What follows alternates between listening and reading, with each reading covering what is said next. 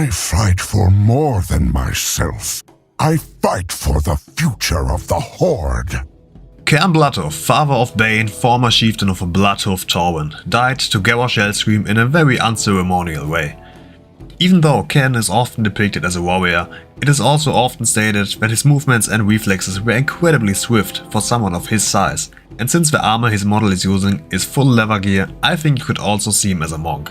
But my transmog here works for druids and rogues as well. Also this set comes pretty close to the original, with only different colored pants and an additional shirt since the chest was not 100% recreatable.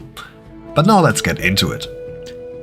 Most of these items are world drops and might be buyable in the auction house. The helmet, shoulders, belt, legs and boots. The helmet is the chieftain's headdress, the shoulders are the adventurer's shoulders, the belt is the dokebi cord, the legs are the warden's woolies, and the boots are the ceremonial leather ankle guards. The chest piece is the warbear harness, which can be crafted by leather workers with 275 skill points in classic leatherworking. The wrists are the moonstruck bands, which are a reward from the quest It's Watching You in the Terraka Forest in Outland. For this quest you only have to kill one big morph on top of a tower and you can get your rewards.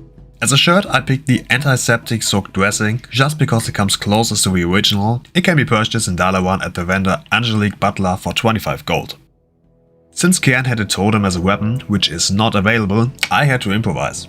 There is one totem which is a two-handed mace, but that's not usable by monks and rogues, so only druids would be able to pull it off. Instead, I decided to go for the Ancestral Chieftain's Totem as a backpiece. This item is part of the Torwin Heritage armor.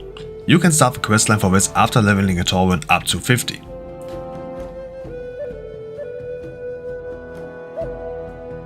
For weapons I have picked a few that can work. For monks it really doesn't matter, because if you use the totem as a back attachment, you will never see your weapon.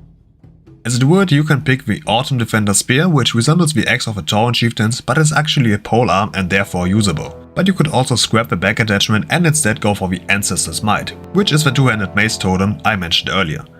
You can unlock it by doing a short questline in the Ornawan Plains, and the weapon is only usable by Tauren. This questline starts in Valdrakken at Mela High Mountain. You would never really be using this weapon as a druid, but it looks slightly different than the back attachment and you could at least take it into your hands to show off. As an outlaw rogue you can pick the Hand of Antuzul twice. This is a one-handed mace that looks like a totem and can drop from Antuzul in Zul'Farrak. If you need daggers, I would pick the Croaking Dagger, which you can get from the Gulping Goliath boss in the Halls of Infusion in Faldrassus. This weapon is very Centaur inspired, and since the Centaur and Torwin have some similarities regarding their tribes, it's definitely fitting. Also the Torwin and Centaur have been enemies for the longest time, so lore-wise you could also pretend that you took the knives from a defeated Centaur as a tribute or something like that. I know, the leather classes are not really what you imagined Cairne to be, but at least you may have a reason now to play one of the biggest memes in the game, a Torwin Rogue or a Torwin Mog. I also have recreated many other lore characters, and if you are interested, make sure to check out my playlist and maybe leave a sub. Until next time. See ya!